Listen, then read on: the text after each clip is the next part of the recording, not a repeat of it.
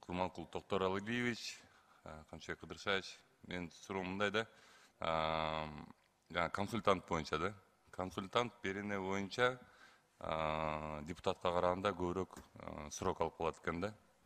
Ошондо болуп калат. Мисалы эми консультанттар деген бизде депутаттар айткан нерсени кылышат да бар, айла жоктон. Рахмат, урматтуу Эрлан Калчароевич. Өзү мындай айтканда бул кылмыш ошол эле депутат Жамгырчиевге каралган кылмышты кантип биз ачып калдык. Ошол консультанттын жасаган ишинин негизинен гана ачылды да. Биз билбейт элек, Жамгырчиев ал жака Ташкентке бардыбы, барбадыбы, ким менен жолукту, эмне кылды, мыйзамдуу өттүбү, мыйзамсыз өттүбү, биз аны караган деле жокпуз. Бирок бизге маалымат түштү, ушу жогорку кеңештен кайсыл бир документтерди, кайсыл бир консультант башка чет өлкөгө жөнөтүп атат деген контрразведканын маалыматы түштү. Ошонун артынан изилдеп олтуруп, кайсыл консультант, кайсыл документтерди каяка жөнөтүп атат, ал документти кайсыл жерден ким аркылуу барды, ким кабыл алды, ошонун артынан түшүп отуруп, биз Жамгырчиевге чыгып калдык да. Мына, ошол баягы депутаттын жардамчысы Кадыров өзүнүн Шоңуров деген таанышы аркылуу Кыргыз Республикасы Жогорку Кеңеш 7 даана расмий балаңктарын Өзбек Республикасына Атакеев аркылуу жөнөтүүгө берген. Биз аны менен чогуу барганбыз. Бланк менен кошо. Ташкентке чейин бардык. Бул документтер кандай документ экенин да биз билген эмеспиз. Бирок Жогорку Кеңештен алып чыгылган документ экенин билгенбиз да. Барып карасак, Ташкентке барып, бул Жамгырчиевдин колуна түшүп атпайбы? Жамгырчиев тосуп алып атпайбы? Анан биз расследование баштадык да. Жамгырчиев кантип Ташкентте болуп калды депчи. Сураштырып келсек, Жамгырчиев мыйзамдуу түрдө эмеден өтпөптүр, чек арадан өтпөптүр. Бирок Ташкентте жүрөт. Анан каких-то биздин документтерди алып атат. Бул деген биздин улуттук коопсуздук өтө чоң мындай кооптуу жагдайларды жаратат да. Ошонун негизинде изилдеп отуруп, биз Жамгырчиевге чыгып, Жамгырчиевдин кандай ал жерде болуп калганын, ким менен жолукканын, кандай иштерди аткарганын, кандай документтерди алганын бүт баарын тастыктап чыктык. Ошого бизге 1 жыл убакыт кетти. 1 жыл убакыт кетти. Себеби коңшу өлкөлөрдүн атайын кызматынын биздин коллегалар менен чогуу биз ушуну тастыктап чыктык да. Мына азыр тигил депутат Эрбаев айтып атпайбы? Коңшу өлкөлөрдүн атайын кызматы бүгүнкү күндө Жамгырчиевдин үстүнөн мыйзамсыз чек араны өткөндүгү боюнча 378 берененин биздеги 378 берененин биринчи бөлүгү беле боюнча кылмыш ишин козгоду. Бул биздеги берене, аларда 200 канча да берене экен, ал башкача. Козгоп, алар кылмыш ишин козгоп, издөө жарыялап, соттун чечими менен аны камакка алуу боюнча чечим чыгарып койгон. Азыр Жамгырчиевгечи. Мына, то есть бир эле эмес, эки өлкөнүн атайын кызматтары тастыктап атат. Бул чек араны мындай өттү депчи. Эми бул жерде урматтуу депутаттар, негизинен мен айтып атпаймынбы, Жамгырчиев деле эмес, Жамгырчиевдин артынан түшкөн деле эч ким жок. Бул мына атайын депутат болгондон кийин, атайын мамлекеттик чоң даражада кызматта отургандан кийин, ошол эле чек араны мындай жашыруун эмес, расмийлүү өтсө ким буга жооп берет? Ким буга тоскоол болот? Аган андай запрет на выезд коюлбагандан кийин спокойно өтүп барып, ошол адамдар менен жолукканы менен жолугуп, кайрадан эле спокойно келе берсе болот да, туурабы? Мына өзүнө өзү кылып атат. Бирок мыйзам бузулду.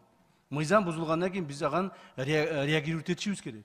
Мыйзам бузулганын көрүп туруп, тактап билип туруп, анан кийин унчукпай отура берсек дагы болбойт. Бул всего-навсего процедура, законный процедура. Закон мыйзамдын талабы булчу. Мен чындыгынан Камчыбек Кылычбаевич, просто тергөө амалдарынан кийин ошо консультанттын мындайча айтканда баягы беренеси мындай кичирээк беренеге өтүш мүмкүнбү? Анткени эми айтып атпаймынбы, эми консультант деген депутаттын сөзүн угуш керек да негизичи. Жок, эми ал консультант деле өзү ушуну мыйзамды билиш керек да. Депутатка ошон үчүн биз айтып атабыз. Депутаттарга консультанттар алганда, жардамчыларды алганда, эмгек стажы бар, мыйзамдын чегинде, мыйзамдарды билген адамдарды алгыла деп. Ал бул жерден атайын документтерди алып туруп, башка мамлекетке өткүзүп берип атпайбы? А ошол бланк эмес, ал жерде бир секретный документтер болуп калса эмне болот эле? анда деле консультант бул деп туруп жоопко тартпай коет белек. Андай эмес. Бардык адам жоопкер болуш керек. Консультант да жооп берет. Ошол жогорку кеңештин ичинен атайын документтерди алып чыгып, өзүнүн таанышы аркылуу Өзбекстанга самолет аркылуу бердирип жибергендиги үчүн консультант жооп берет. Анын үчүн биз 1 жыл консультант менен тергөө амалдарын жүргүздүк. Ошонун негизинде булардын бардыгы жипке тийгизгендей болуп тастыкталды. Айтып кетейин дедим эле, мен баягы бияка келип неметкенде каршы добуш бердим эле. Азыр эми фактылар чыккандан кийин мен макулмун, колдоп берем. Анан алдын ала дагы айтып кетейин деген жеримде баягы бизде бирден эле депутаттарды алып кетип аткандай сезилип атат негизичи. Биз биякта отурабыз да көрүп атабыз. Жок, бул андай эмес. Азыр мен бүтүп алайын суроомдучу, Камшек Кудуршаевич. Бирок ошого карабастан мен ойлойм, менин коллегаларым арасында дагыдан дагы чыгат мындай фактылар. Просто баягы факты менен келгендечи бизге алдын ала сөтөк мындай түшүндүрүү иштери болуп туруп, анан кийин добушка өтсөк да, анткени баягыда добуш болуп кетти. Мен түшүнбөстөн каршы добуш берип койдум да, мисалчы. Азыркыдай фактылар менен келгенде мен дароо эле макул добушумду бермекмин да. Ошону айтып кетейин дегем силергечи. Рахмат. Рахмат. Анан эми бул кылмыштарды дагы бир айтып коеюн, урматтуу депутаттар. Бул кылмыштар өтө эле оор кылмыштардын катарына кирбейт. Керек болсо бул преступление небольшой тяжести деп коет. Бул кылмыштар менен биз өзүбүздүн граждандарды эч качан камаган эмеспиз. Бир дагы факты жок. Эмени мыйзамсыз чегараны өткөндүгү үчүн өзүбүздүн граждандарды камаган. Камабайбыз биз буларды. Жөнүнө тергөө жүргүзөбүз, сотко жөнөтөбүз, соттон же штраф алат, же пробация алат, ошо менен чыгып кетишет. Эч кандай маселе жок бул жерде. Эгерде ошол чегараны мыйзамсыз өткөн чегара, башка мамлекеттин жараны болсо, аны биз камайбыз. Себеби ал качып кетиши мүмкүн. Мына тигили Жамгырчиевди деле эч ким камайм деген деле ою жок. Мына кечээ күнү өзүңүздөр көрдүңүздөр, жаңагы Нулифар Алимжанова деген урматтуу депутатыбыздын 204 кабинетине кирип, Нулифар менен дагы эме жүргүзүчү окшойт следователдер, туурабы? Сиз тастыкка бердиңер. Жардамчыларыңар тастыкта берди, туурабы? Кабинетине кирип, 2-нчи этаждан секирип, качып кетип калыптыр. Мен бул эмне деген жорук эми? Аны эч ким камап аткан жок, камайын деген ою деле жок. Керек болсо мен өзүм жанагы тергөөчүлөргө айтканмын. Биз расследование бүтүп калдык. 1 жыл расследование кылдык. Баары толукталды. Эми азыр бир аз следственный мероприятиялар бар, процедураларды өткүзүп туруп сотко өткүзүп берели. Сот чечим кабыл алсын. Биз депутатты камап эмне кылабыз? Жөн оор кылмыш болбосо бул, же бирөөгө зыян келтирбесе, башка кылбаса, бирок мыйзам бузган үчүн жооп берсин, сотко өткүзүп бермекпиз. Азыр деле ошо силер эгерде бүгүн уруксат берсеңер, сотко өткүзүп беребиз. Мына дагы кайрылып айтып коеюн, урматтуу депутаттар. Азыр дагы качып жүрөт бир жакта. Качпай эле келсин, бүгүн эле келсин ошол следствиеге. Кармабайбыз, камабайбыз, эч нерсе кылбайбыз. Сотко өткүзүп беребиз, соттон анан соттун чечими менен иш боло берет. Ошону мына кечеден бери айтып атышат, бул Ген прокуратура, ГКМБ барып депутаттарды камайбыз деп артынан кууп жүрүптүр деп. Дагы бир жолу айтайын, камай турган кылмыш эмес бул.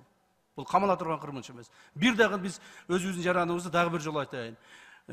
Чегараны мыйзамсыз өтүү боюнча 378 берененин 1 бөлүгү боюнча бир дагы гражданды биз камабайбыз өзүбүздүкүн. Камаган эмеспиз. Жамгырчиевге айтып койгула. Камалбайт, келсин, барын өтсүн, сотко барып, соттон жооп бере берсин. Рахмат. Ал жана айтып атпайбы, бир ачык сүйлөгөн үчүн артында куугунтук болуп атат депчи, ошол эмне сөздөр үчүн куугунтук болуп атат деп ойлойсуз? Эми бул боюнча бир маселе бар. Урматтуу туугандар, мен муну силерге айтып коеюн, өзүңөр деле көбүңөр комиссияда бул нерсе бар, комиссия алды, көрдү, ачык сүйлөгөндүгү бул мындай болуп атат. Бул мынтип ачык сүйлөйт. Бул жерде тиги Айдарбековдо бар, каты мен билемин. Жанагы өзүндө дагы бул каты бар, мына. Бул эменин ким эле жанагы Жамгырчиевдин Салимбай Абдувалиевге жазган каты. Канча барактан турат эле? Бизде бир почти 10 барактан турат да. Өз колу менен жазган каты. Бул Өзбекстандын криминалдык авторитети деп эле ачык эле айтышыбыз керек. Криминалдык авторитетине коргообуз деп биздин башкы мамлекеттик башкы кызматта отурган адамдардын бардыгын жамандап, Ошолорго чара көрүүнү суранып, ошо кишиге барып атат. Бул эмне деген акмактык? Мен окуп берейин эгер кааласаңыздар. Эми окуп бергенге көбүрөөк убакыт кетип калат экен. Мен бир-эки жерин айтып берейинби? Бир-эки кызыктуу жерин айтып берейин. Бул жерде айтып атат. Мына дейт, мени дейт, тигил Камчыбек Кыдыршаевич дейт, артыман доомат кылып жүрүп дейт. $180,000 менден дейт өндүрүп, вымогать этти дейт да. Биз мына ушул кылмыш боюнча $180,000 боюнча атайын иш ачып, мына мындай кылып коеюнчу. $180,000 боюнча атайын иш ачып, мунун ата-энесинен, атасынан бирөөлөр келип, Жамгырчиевдин атасынан бирөөлөр келип, биздин атыбыздан, мен атым дагы айтылган ал жерде. Камчыбек Кыдыршаевичке акча керек болуп атат, $180,000 бересиз деп, атасынан вымогать этип $180,000 алып алышат. Эки бала. Бири Кадамжайлык бала, бири фамилиясы бул жерде жазылып алыптыр. Фамилиясы жазылып алыптыр. Бири Кадамжайлык бала, бири Сузактык бала. Экөө биригип, туура алар кайсыл бир маалда шайлоолордо биздин тегерегибизде жүргөн балдар. Биздин атыбыздан барып атасынан $180,000 алып алат. Ошондон кийин биз иш козгоп, тиги эки баланы алып келип камап, $180,000 алып атасына кайтарып бердик. Ошонун негизинде бирөөсү ошол жерде бир бала ким деген? Оразалиев деген бала ошол жерде акыркы $10,000 берип, эртеси күнү уже камактан бошойм дегенде, эрте менен инсульт болуп, анан кийин больницада көз жумуп кетти. Мына Жамгырчиевдин эсебинен ушул дагы болду. Ушуну бул катка жазып атат тигил Салимбайга. Менден де $180,000 ташыйып ушинтип вымогать этип алып алды депчи. Мен аны наоборот кайтарып берип атам ага. Так. Анан сырткары бул жерде бир-эки нерсени жазып атат, даже кайрылып атат. Салимбай ака, урматтуу Салимбай ака, сиз деген бүт жерди карап турасыз, сиз деген баарын кармайсыз, Орто Азия баарыбыз баш ийебиз, чоң кичинен баарын баш ийебиз, биздин президенттер дейт. Салимбай ака дейт, Кыргызстандын 30 жылдык эгемендүүлүк болгон президенттер Акаев, Бакиев, Отунбаева, Атамбаев, Жээнбеков, азыркы президент Жапаров баардыгы тең сиздин ак маңдайыңызды дейт.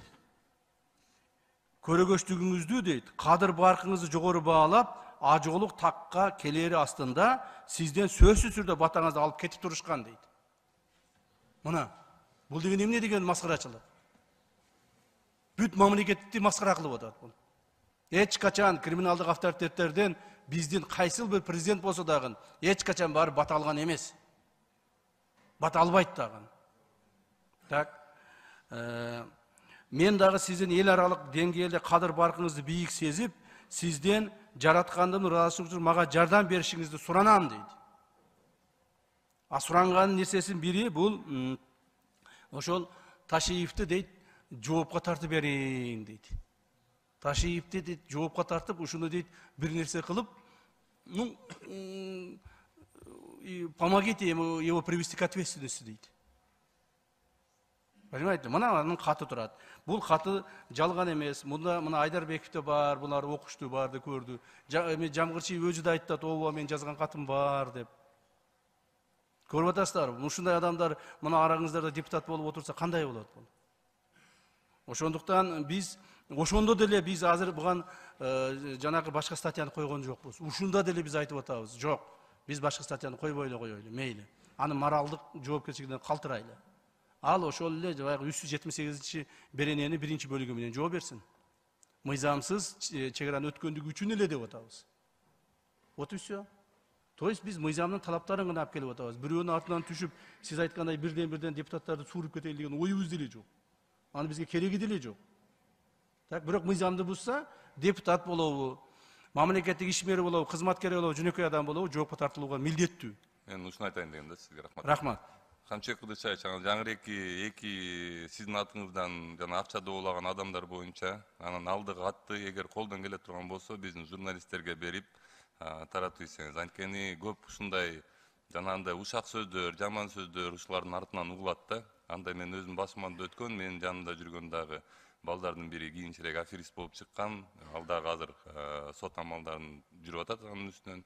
Ушундай бирөөнүн атын булгаган, бирөөнүн атын эметкен, жамандаган адамдар ачыкка чыгыш керек деп ойлойм. Рахмат. Рахмат. Рахмат. Кийинки сөз Өмүрзаков Сүйүнбек Абдулдаевичте. Рахмат. Саламатсыздар, урматтуу төрага, урматтуу Камчыбек Кыдыршаевич, урматтуу Курман Токтаралиевич. Биз комиссиянын чечимин уктук. Алишер Ташбаевич өзү да укук коргоо органдарында бир жыл, бир канча жыл иштеген. Силер абдан терең, калыс, акыйкат изилдеп чечим чыгардыңыздар деп ишенебиз биз.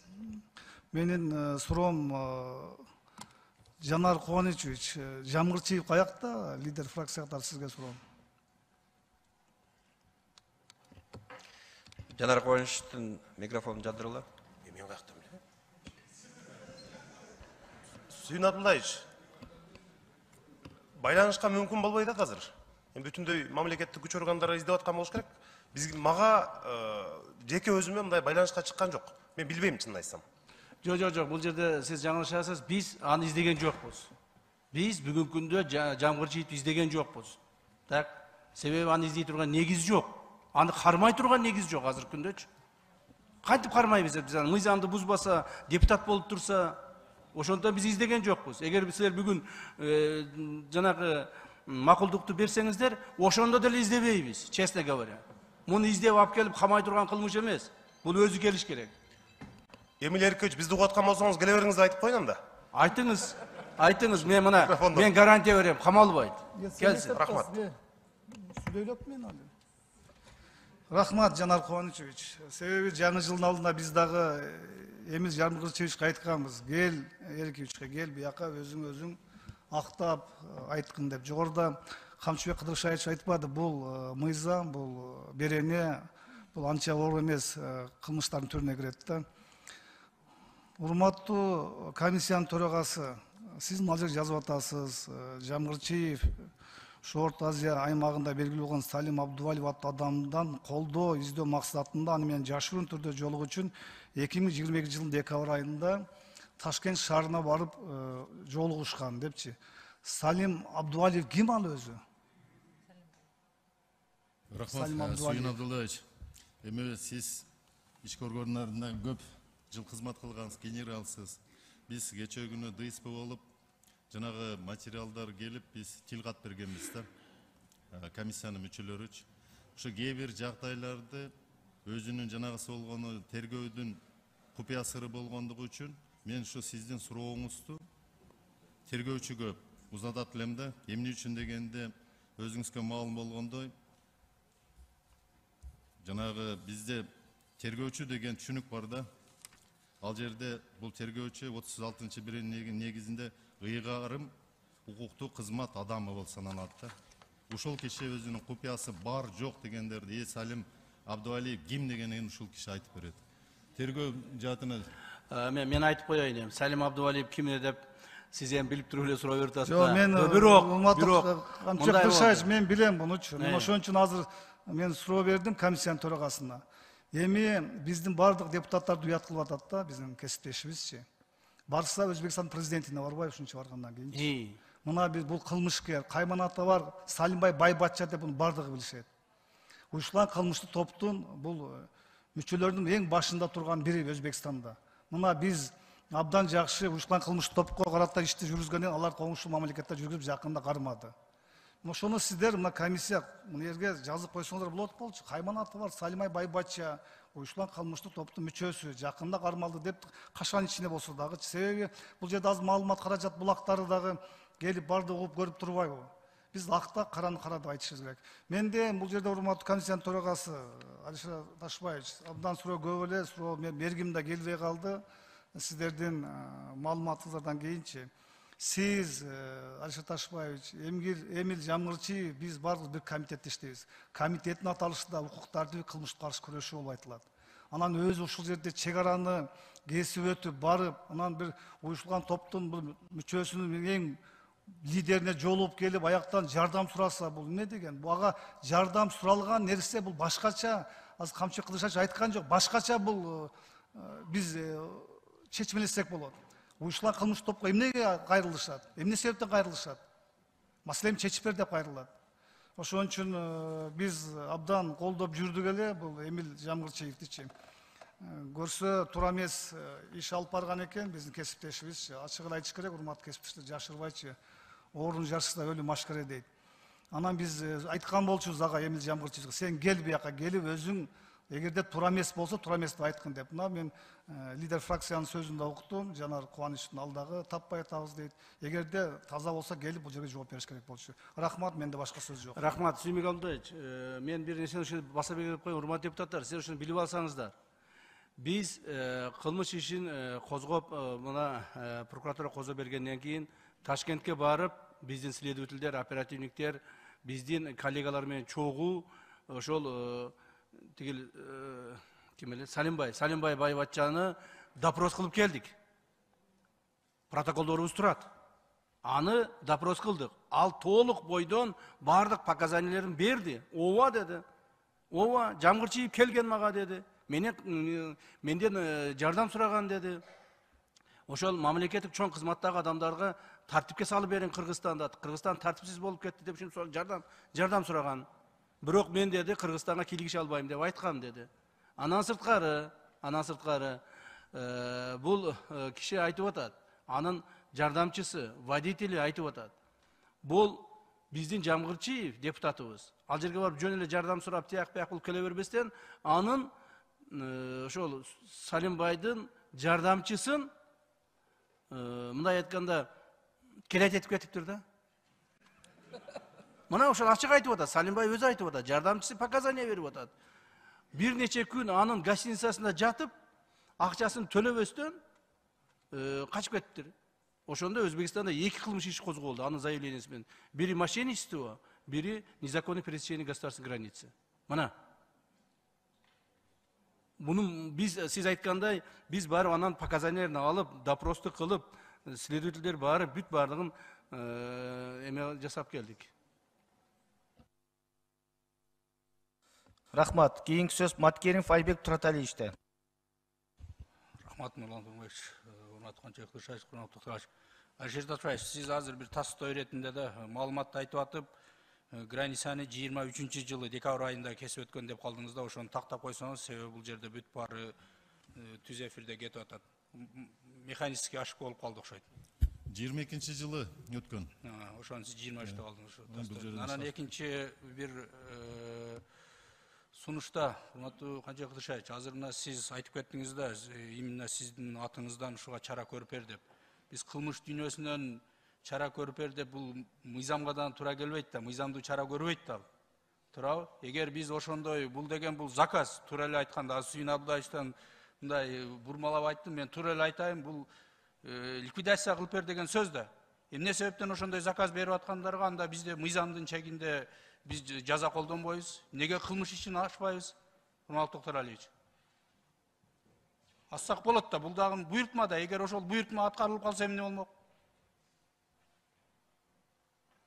Ошого биз ал ошол кайрылуусу боюнча дагы ошол кайрылуу боюнча бир кылмыш ишин козгосо болобу? Урматтуу Нурланбек Тургунбекович, урматтуу депутаттар. Мына өзүңүздөр бүгүн бүт процедура, мыйзамдар сактоо менен карап атасыздар. Мен чындап бүгүн сиздердин депутаттык комиссиянын төрагасынын окуган маалыматтарын кубануудамын, анткени бардыгын жеткирип атат да. Эми мына Канчабек Кылышбаевич айтып кетпедиби? Укук коргоо органдары эч качан бийлигинен пайдаланып, ашыкча бир кызмат адамдарына, жөнөкөй жарандарга биз күч колдонбошубуз керек. Мунун депутаттыгын эске алып, жанагындай кат жазып атса дагы, ошону бүгүн квалификациялабай, болгону чек арадан мыйзамсыз өтүү боюнча гана бир гана иш менен сиздерге келип атабыз. А эгерде будан ары окуя кандай уланат, ал өзүнө байланыштуу. Эгерде ошончолук тергөөдө аныкталып калса, угузса болот. Эгер мына депутаттар өзүңүздөр суранып атасыздар, аны угузуп, квалификациялык баа бер десеңер, бергенге да даярбыз. Бирок биз ашыкча кетпешибиз керек да, мыйзам чегинде. Ошондуктан тергөөчүлөр дагы бул жерде болгону жасаган кылмышы боюнча гана алып келип, а экинчиси айткан фактыны маалымат иретинде берип атышат да. Рахмат. Рахмат, Сүйін Абдуллаевич, мындай мен қағазға ороп дегенді бұрмалап деп айтып алдым окшойт. Сіз мындай мен ошону ачык эле айтып койдум да, заказ деп элечи. Анан туура, сиздер эми ушунчалык биздин баягы депутаттык мандатты сыйлап, депутат деп мындай жумшак берене козгогон менен, бирок биз ким экенибизге карабастан Кыргыз мамлекетинде мыйзам барына бирдей иштеш керек да. Биз ар кимибиз өзүбүздүн кылмышыбызды, өзүбүз жасаган туура эмес кадамыбызды жашырыш үчүн кээ бир кызмат адамдарыны жамандап, же бир жака жаман көрсөтүп, анан кийин ушинтип биз башка өлкөнүн кирим авторитетине барып жардам бер деген бул туура эмес да. Биз ушундан ар бир жаранга, Кыргызстандын жаранына сабак болуш керек да. Эгер биз азыр мыйзамдын чегинде ушинтип бири-бирибизге заказ бергендерге бүгүнкү күндө тартип колдонбосок, анда биз кандай мамлекет болобуз? Биз бүгүн уюшкан кылмыштуу топ менен өз жанын аябастан күрөшүп атса, анан биз ага башка жактан колдоо сурап кайрылып атса, биз учукпай турганыбыздан бул туура эмес да. Мен ошону суранат элем. Рахмат. 5-чи микрофон. Саламатсыздарбы? Сурабалдиева, 1-май округ, Бишкек. Урматтуу коллегалар, эми түшө турган деңгээлден түштүк да. Давайте талкууну токтотуп на голосование поставим. Хватит уже. Рахмат. Рахмат. Урматтуу депутаттар, Элвира Жыргалбековнадан сунуш түштү. Мен добушка коем, добуш бериңиздер.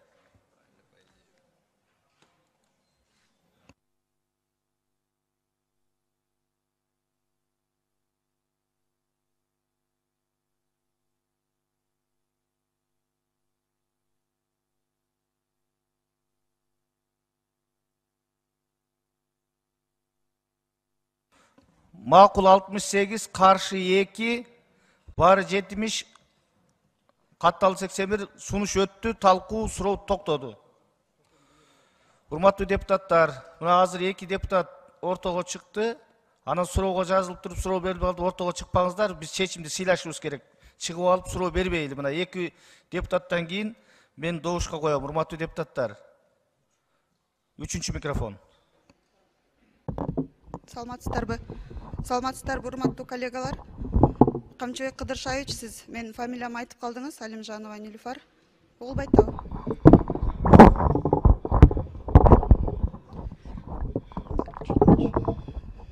Саламатсыздарбы, урматтуу коллегалар, урматтуу төрага?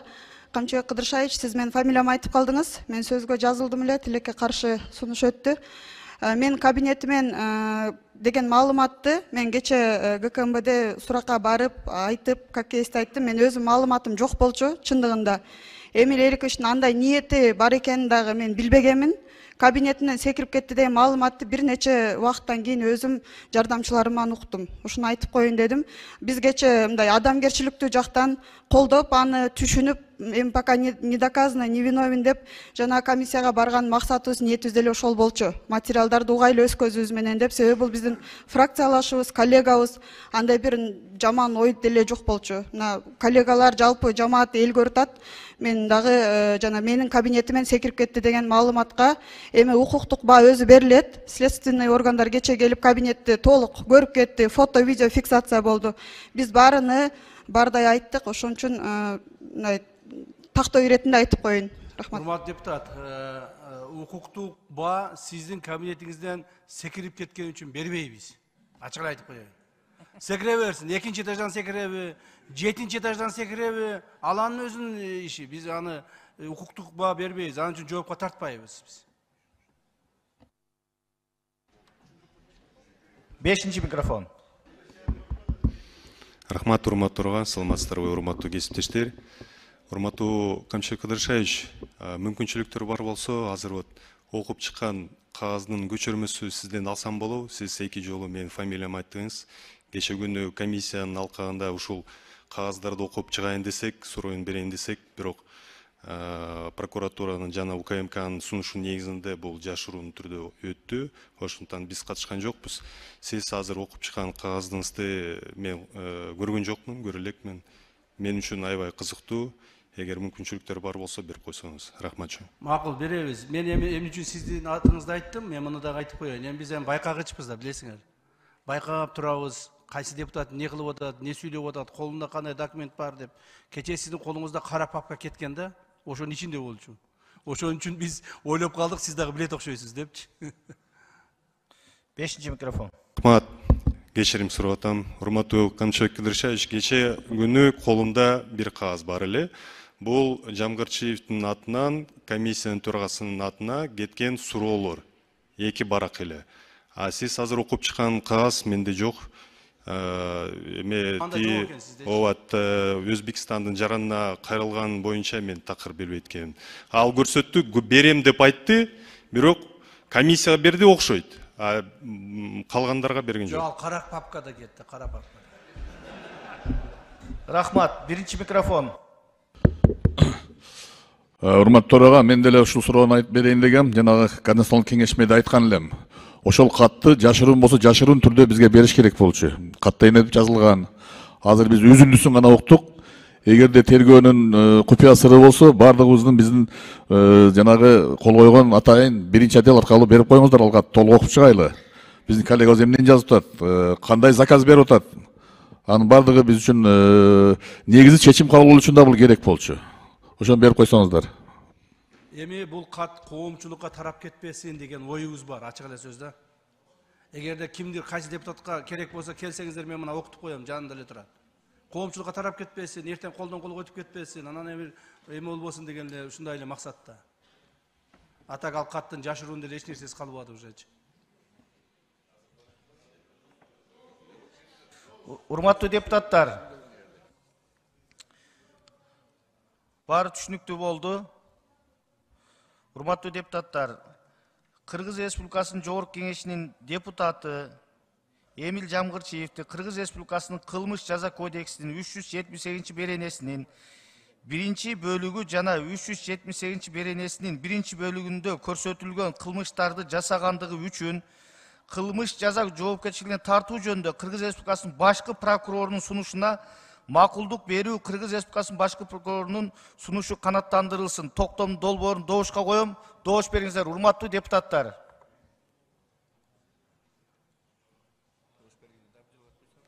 Урматтуу депутаттар, добуш бериңиздер.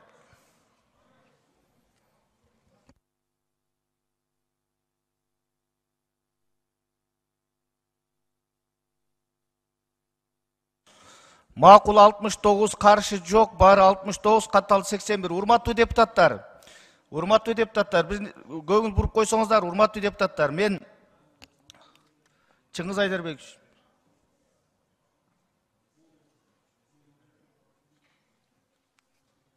Чыңгыз Азаматович.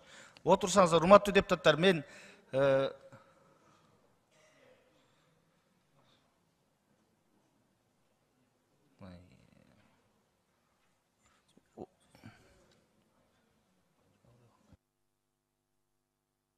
урматтуу депутаттар, орун алсаңыздар.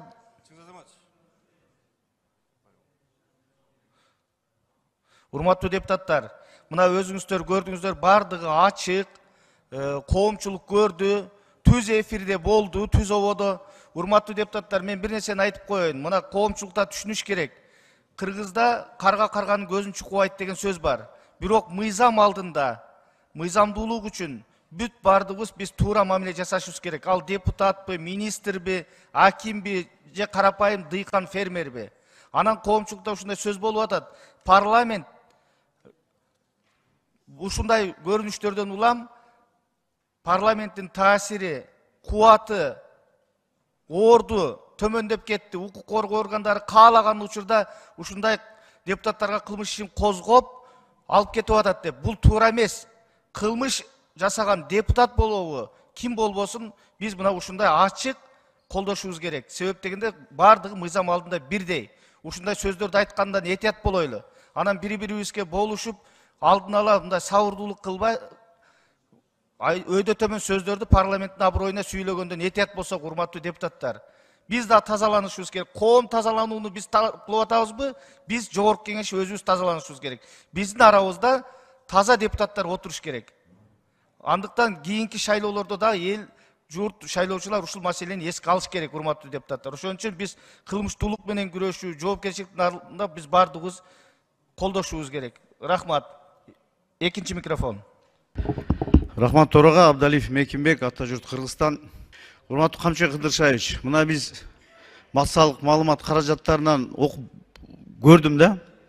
Bir Taşov деген биздин bir жараныбыз сизди 100 миллион сомду ушундай bir сурадыбы, талап кылдыбы дегендей айтты. Ушуга bir комчулук көрсүн, bir ачыгын айтып коюңузчу, кандай ушу маселе?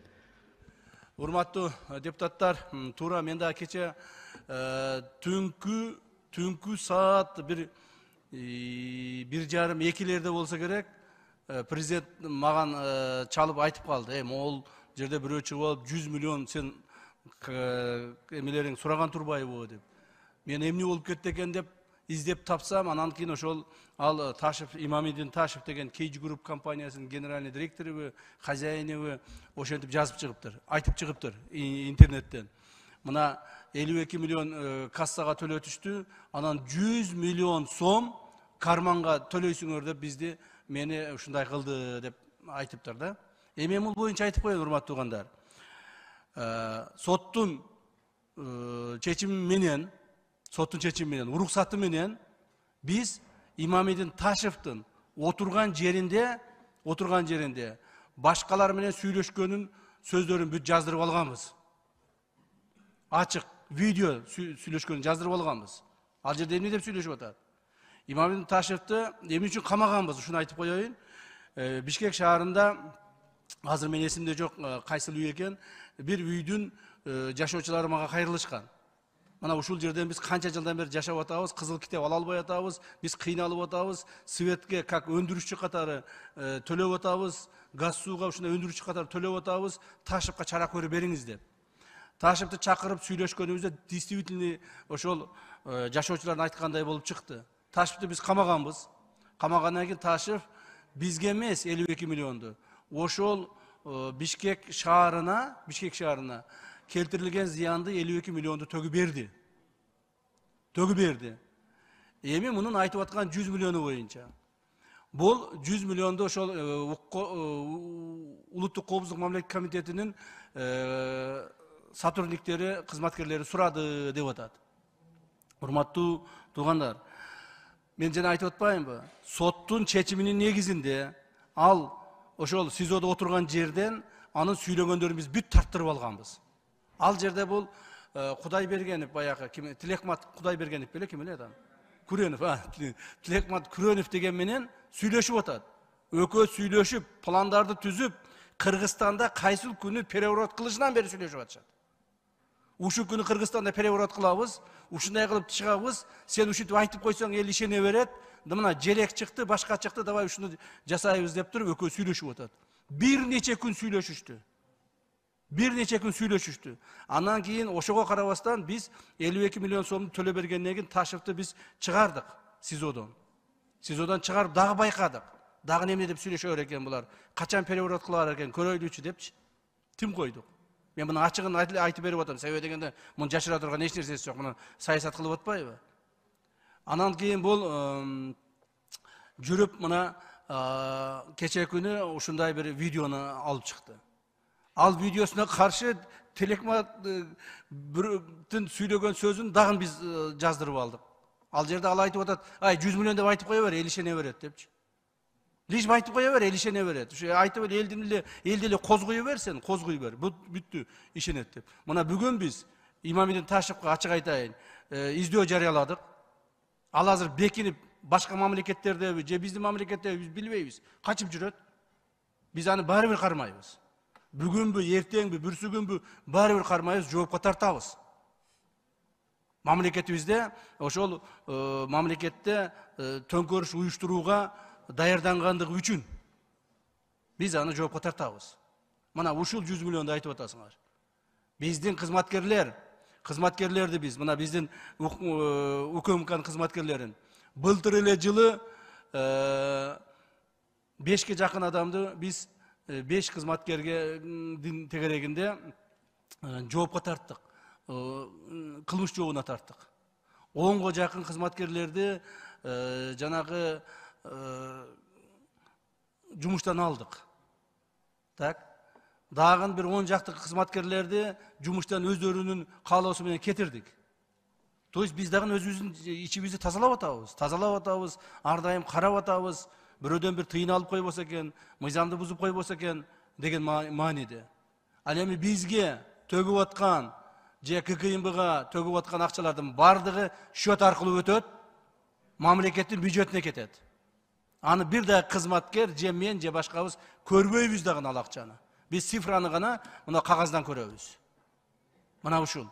Ошондуктан Имамидин Ташев деген бул мен бир жаман сөз айтып койбойюн, бир сөз айткым келип атат бул баланын адресине, бирок бул жерде болбойт эми. Бирок ошол гражданинибиз Имамидин Ташев гражданин калп сүйлөп, жөндөн жөн ушундай баягы видео обращение көтүп алды да, бул дагы Куреновго окшочу видео обращение көтүп алды. Ушу видео обращение менен ушу ойноп атат да. Ойноп жүрүп бир күн белисин атанын дагычы. Мен айтам го, тилиңди тыйбасаң, тилиңдин азабын тартасың деп. Ошонсо да бир күнү Имамидин Ташевдин дагы ошол азабын тартып ыйлап келет. Ошол маалымат. Рахмат. Рахмат.